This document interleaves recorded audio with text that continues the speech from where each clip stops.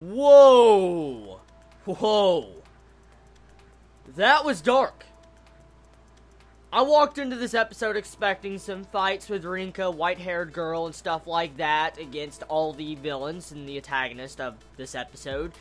And I was left with nothing but corpses, blood, faces beat in, and Crowhead locked on an island, and Rinka powerless without her ESP power anymore.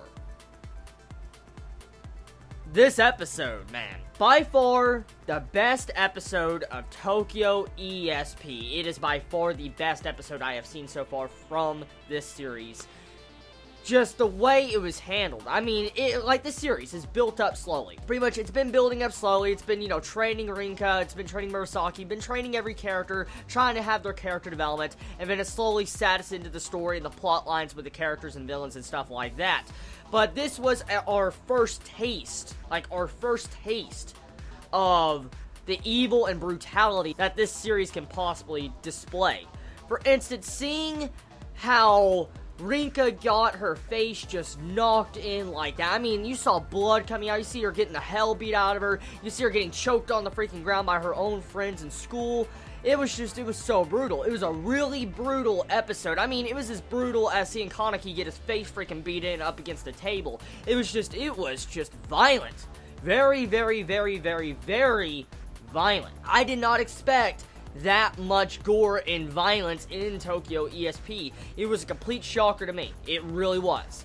I thought this series was going to have fights like a standard shonen type battle fight, but I did not expect that much blood and brutality, let alone getting to see high schoolers getting fucking either cut up or thrown up against the wall, and you see their blood just smear all over the freaking wall. I'm like, what? It looks so dark. It seriously, I mean, I expected at least some censors on it. I mean, I'm happy there's no censors. I expected some form of censors on some of those scenes. I mean, they kind of censored out Kaneki's face in the latest episode, but they didn't censor out, Rinka's face in this episode. You saw how bad her face looked? Oh. It was really bad looking when you see her face just get crunched in. Now, I thought Crowhead was going to die by Minami in this episode. I was almost 100% certain he was going to die because the plan that the professor laid out last episode and speaking to Minami secretly about Crowhead, it comes to light in this episode. For instance, he wanted to make Rinka and Crowhead as an example to the entire populace of how, you should not mess with espers, or espers should not mess with other espers. And that's exactly what this episode's main concept was focused on. For instance, don't try to play a hero. If you play a hero and you're not strong enough to defend yourself or people, you're gonna get fucked. Pretty much, Rinka strayed too far of trying to be a hero, trying to be a badass, and she got too close to the sun and got bitch slap, pretty much. That's exactly what happened in this. And so she realizes that now that she technically was trying to play a hero, she put those, consequences of being a hero on top of all her friends and her entire school. For instance, in this episode, Rinka has this guilt in her mind at the end of this episode that she completely caused the entire events at the school. For instance, the school being trashed, people dying. People did fucking die, too. They did die. People dying, getting trashed, Rinka losing her ability, and now she's powerless. And the whole reason why they attacked the school was because of the white-haired girl, Rinka. So, of course, you're going to feel guilty. And, I mean, it's understandable why she feels guilty. And technically, it is her fault. She was trying to play hero when she was, a regular school student. And, yeah, she didn't know how to defend herself at the time. So, that's what happens. I like how they're actually fitting in the consequences into this series. For instance, just because you have powers and you're a badass, you can kick ass, you can phase through walls or whatever, doesn't mean that everybody else is safe. And it just shows you the consequences when you want to take that spotlight as a hero. All of your close friends, relatives, and everybody is up to be killed. That's exactly what it is. Because there's going to be people that, want to go against you and attack the people that are closest to you. And so, I like how Rinka's going to have to overcome this, and her character's probably going to grow from this entire event in this episode. The big thing is why didn't Minami do what she did in this episode? Clearly in this episode, she was about to cut off, Crowhead's head. For instance, just cut off his head with her katana.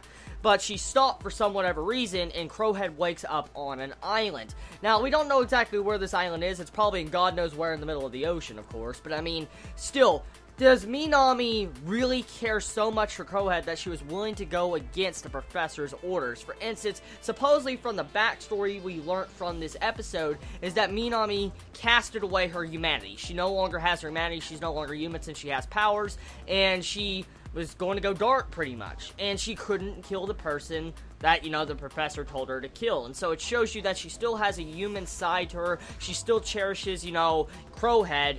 But, I wonder exactly what type of role this will play on later on. Also, the entire events with Crowhead being stuck on an island and having to teleport constantly over the water, that's eventually probably going to tire him out.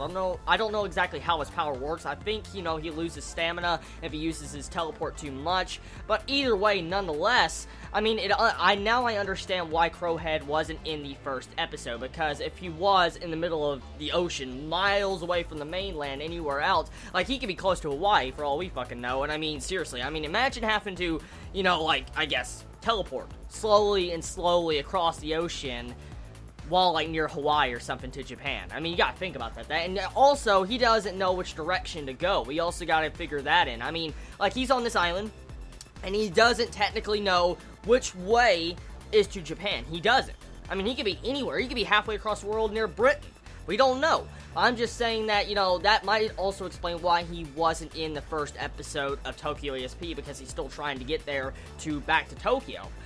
Now, besides that, the episode, for the most part, it was a very good episode. It definitely displayed something I did not expect. A very shocking and unexpected episode of Tokyo ESP when it comes to the violence and dark themes.